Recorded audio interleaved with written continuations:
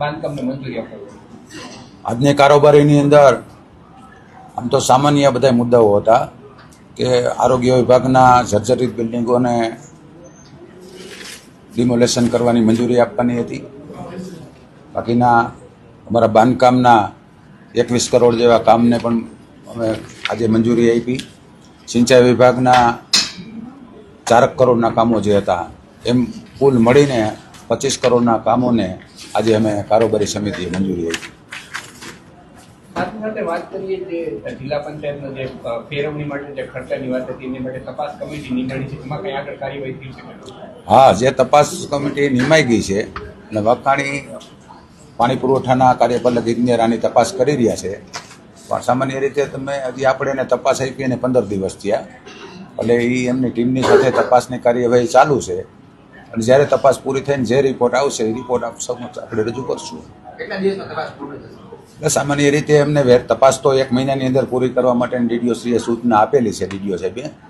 પરંતુ આ સીએમના કાર્યક્રમો આવતા અઠવાડિયું તો એની અંદર બધા કાર્યક્રમની અંદર રોકાયેલા હોય અને નાના નાના કામો હોય, નાના નાના ઝીણા કામની જે મંજૂરીઓ હોય તેની તપાસ કરતાં થોડોક સમય લાગે. એટલે વહેલામાં વહેલી જે તપાસ પૂરી થાય એના માટેના અમારા પ્રયત્નો હશે. હા, 15 દી મહિનો તો ગણી લેવાનો, કારણ કે 15 દિવસ તો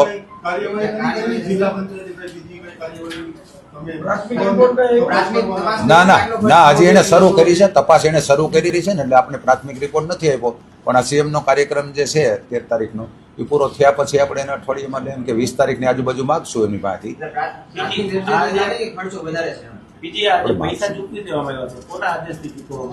એ તો બાંધકામને એના નિયમ પ્રમાણે પૈસા ચૂકવતા જ હોય છે, એમાં કોઈનો આદેશ લેવાની જરૂરિયાત હોતી નથી. અમને કારોબારી સમિતિ છે, અમે કામને મંજૂરી આપીએ છીએ.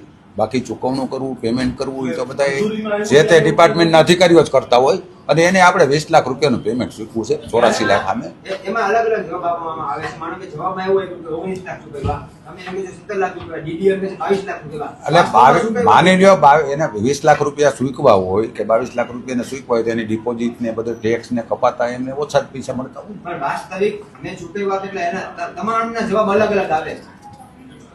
અમીને કેટલા ચૂકવ્યા જો એક તો આંકડો હશે ને? હા, એ તો પરફેક્ટ જ હોય ને આંકડો તો જે ચૂકવા. ખર્ચો તો 84 લાખ રૂપિયાનો જે ખર્ચો થયો છે એ આપણે ત્યારે 5 લાખ ઉપરનો ખર્ચો છે ટોટલ. ના 84 લાખ રૂપિયાના બિલો રજૂ થયા છે. તમે લોકો મુસ્તદા તૈયાર કરીને જવાબ આપ્યો, એમાં ટોટલ જે તમે માનો છો 1 કરોડ 5 લાખ. જો આ જવાબ છે ને તેથી આપણે અધિકારી પાસેથી જ લીધા ને, કાર્યપાલક ઇજનેર પાસે જવાબ લીધો કે કેટલાનો ખર્ચો થયો છે, તેને 84 લાખ રૂપિયાનો ખર્ચો બતાડ્યો અને 20 લાખ રૂપિયાનું પેમેન્ટ કર્યું છે. એટલે એમાંથી જે કપાતા બાદ થઈ હોય ને રકમ, ના 84 લાખ. કારોબારીમાં એટલે ન આવે કે આ બિલ છે 15 લાખ સુધી. બધી સમિતિને અમે પાવર આપેલા છે કે સમિતિઓ 15 લાખ સુધીની કોઈ પણ મંજૂરી હોય તો એને ડીલે ન થાય એટલા માટે એ મંજૂરી આપી શકે છે.